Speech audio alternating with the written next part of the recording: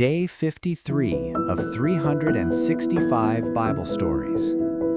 After Jacob died, Joseph's brothers began to worry. They were afraid that Joseph might still be angry because of what they had done to him years ago. So they sent him a message.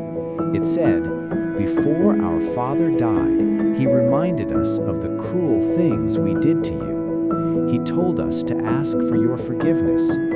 Please forgive the terrible wrongs we committed. We sinned, but we are still your brothers." When Joseph read the message, he began to cry. Then his brothers came to him in person. They bowed down at his feet and said, "We are your servants."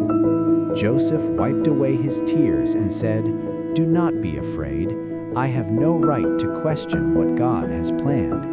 You meant to harm me, but God turned it into something good. I promise that I will take care of you and your children."